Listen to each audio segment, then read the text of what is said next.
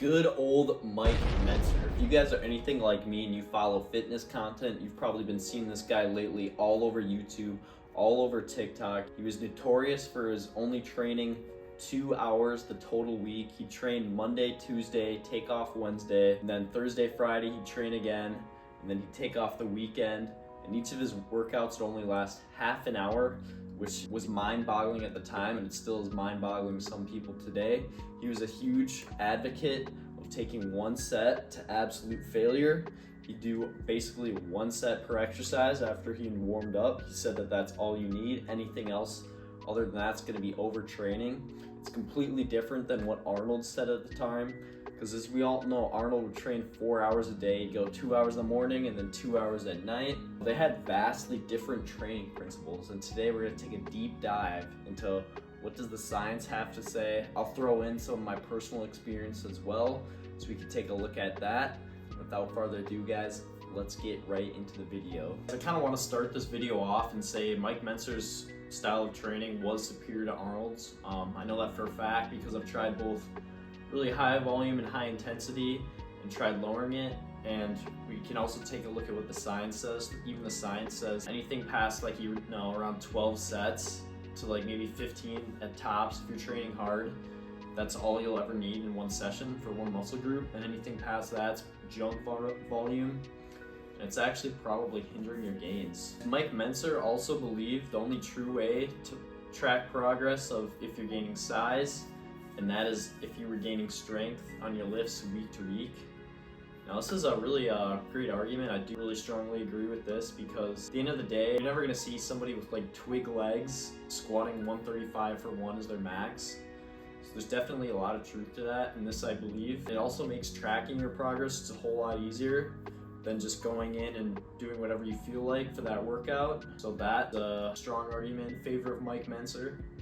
All right guys, Mike also believed that the pump has nothing to do with whether or not you're actually gonna build muscle after the workout. That was another strong point he believed in. He'd see all these guys going to like Gold's Gym or whatever, just pumping up for hours and hours on end. And you know, he'd kind of hate on them. He'd think that, yo, these guys are gaining muscle, what the heck? He doesn't think that that was a really great style of training, which it would be like pump training. So I think he was pretty advanced for his time in terms of training. He gave a lot of great nutrition advice too. You guys might not know about. He had a lot of great viewpoints on progressing in training, only doing the volume that's required, and anything past that's overtraining, getting stronger week to week, which I think is really important because that's progressive overload, and as we all know, that's key to putting on that muscle. But the real question is, what does modern day science and modern day bodybuilding say about Mike Mentzer's training techniques? And well, there's actually some conflict over this, guys. So what Mike preaches is training to absolute failure and that one set's enough. And if you actually take a look at the science here, not to get really in depth on you guys, I'm gonna keep this simple so that you guys can understand it and apply it in the easiest way possible. But if we take a look at the science, we can find out that training to absolute failure does not give you the best bang for your buck in terms of muscle growth, recovery, and all that. So the problem with taking one hard set to true failure is the volume's gonna be a little bit lower, but the true factor that really deters me from this is that the fatigue to growth ratio on sets taken to absolute failure is not good. The science supports this, guys. Basically what training to failure does is it won't get you any more growth than training like a couple reps shy of failure, but it will generate more fatigue. It'll make you lift less for the rest of your workouts, okay? And I just think this is overall very important to understand, because if you're training a few reps shy of failure and you're actually getting the same growth from those sets, and your fatigue is less, then that tells us that the optimal intensity that we want to train at after we're warmed up is with a couple reps left in the tank. That's going to give the most bang for your buck, the most growth, and you'll most likely be able to do another set then after that, after resting for a little, which is going to bring your volume up a little bit more. The volume is one of the key factors for muscle growth as well, all right? So that's really what the science has to say about that. And the way I interpret it is 2 sets with, let's say, 2 reps in the tank is going to be superior to one all-out set to failure in terms of muscle growth, recovery, fatigue management, amount of weight that you can lift will actually be greater. The workload will be greater just in that in those 2 sets, taking a little less close to failure as to 1 set to all-out failure. That's pretty interesting to take a look at. So what Mike definitely gets right is that wasted sets and junk volume are not good. Overtraining is not good. We want to do what's required for growth, and anything past that's a waste of time. What the science currently recommends in each session for each muscle group is, it depends on if you're a little more advanced, you can handle a little more volume. Newer, you can handle a little bit less, but they say around 3 to 10 sets per muscle per workout is really all you need, with 10 being the absolute most, very advanced.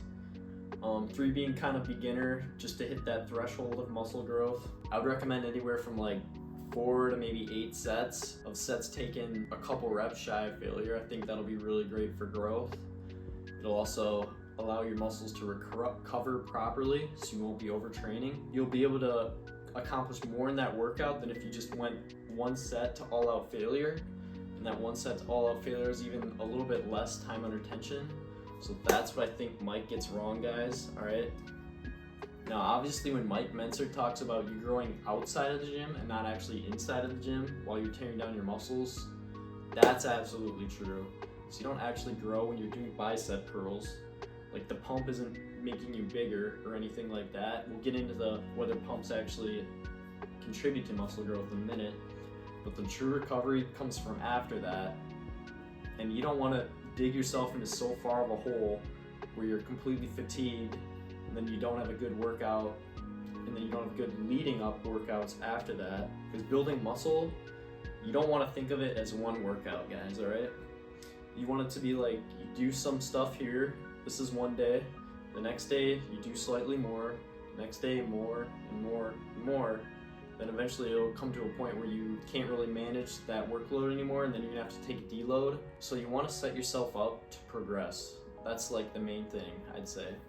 All right, now we'll take a look at pumps. Mike Mentzer thought pumps don't contribute to growth at all. It's just blood rushing into the muscle. If we actually look at that, a pump actually is a good indicator of muscle growth, right? So if you're having a great workout, you're having great pumps, the science does support it, saying that does contribute to muscle growth. So he was potentially wrong on that. If you look at what he's saying, it's completely different, because you want to make your sets count. You don't want to just work out for a pump. He's like kind of right on that. It's kind of a blurry line. So that's the evidence that I've presented for you guys. You can draw your own conclusions after this, but in terms of what I'm thinking and what I'm applying to my training now, is I'm definitely leaning more towards Mike Mentzer than Arnold, and the training principles that Mike Mentzer preached. The only thing I don't really agree with is training to absolute failure.